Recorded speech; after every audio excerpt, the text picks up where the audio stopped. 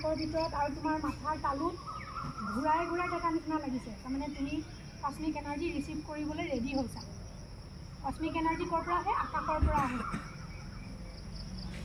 চোৱা তোমাৰ মাথাৰ মূৰৰ তালুবোৰত ঠাণ্ডা ঠাণ্ডা আৰু সৰু সৰু লাগিছে, আৰু নাকটো ঠাণ্ডা লাগিছে, ডিঙিটো কেনেকুৱা লাগিছে।